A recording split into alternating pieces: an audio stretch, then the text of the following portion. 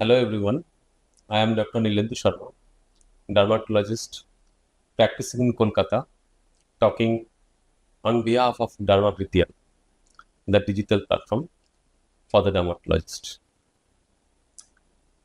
Today I will be discussing about the scalp health. Scalp means the skin that we have on our head, and scalp health means the skin as well as the hair of the scalp. A lot of people, common people, are often have significant hair fall, or rather we say significant distress by the normal hair fall. That means hair fall is a normal phenomenon. Hair has a life, it starts someday, so it will end someday.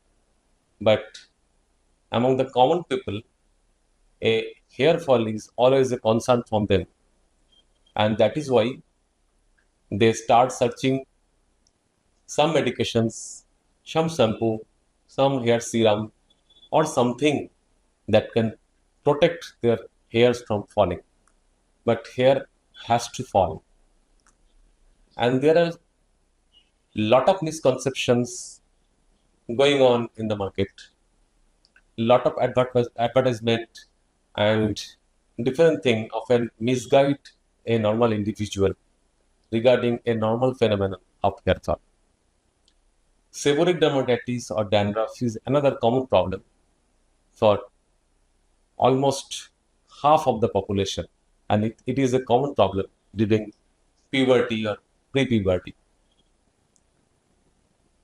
Dandruff means some scaling of the scalp, but there is usually no inflammation. And seborrheic dermatitis is probably the severe version of dandruff. There are a lot of causes of seborrheic dermatitis, but most are hypothetical. We normally have some organisms on our scalp, like Malassezia, like Propionibacterium, like Staphylococci. There is some increase in these organisms, and most importantly, the Malassezia on the scalp. So, to prevent or to treat the seborrheic dermatitis and dandruff, often some antifungal drugs are used in the form of shampoos, lotions. It has been found that they are helpful to some extent, and they are able to reduce the colony count of this Malassezia. But it is very interesting in the studies that whenever these are stopped, the number of this Malassezia again goes up.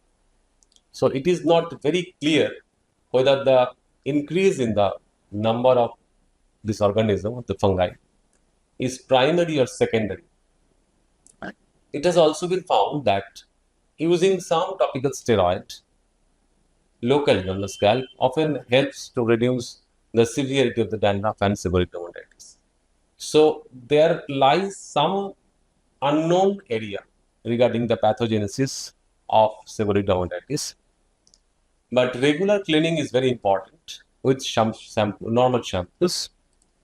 Antifungal shampoo can be used on and off as they contain less amount of or no amount of conditioner. Hair may be dry. It is important that prevention of skin dryness of the scalp is also very important.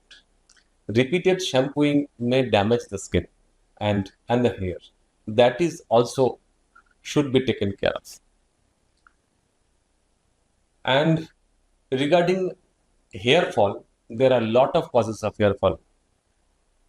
But we have to know the standard or normal hair fall is around 50 to 100, but sometimes it may cross 100. When the number of hair fall is really high, then we need some investigations or at least clinical examination. Telogen effluvia, either acute or chronic, can be a cause of hair fall. There may be some disease, acute disease, some drugs that can cause hair fall. And androgenic genetic alopecia, we know that is baldness, can also cause some hair fall. But the main reason for baldness in androgenic alopecia is less growth of the mature or big hair. So depending on the cause of the hair fall and hair loss, treatment has to be different. So it is always suggested for the patients that they should not get worried with any amount of hair fall. It is always advisable that they consult a doctor for their hair problems. Misuse is much more prevalent among the normal individual, and probably different kind of advertisement misguide them. So according to the problem, we need different treatment. And dermatologist is the doctor who treat the hair diseases. They should always consult a dermatologist for their hair problem. Thank you. For more such videos, visit or log into dermavidya.com.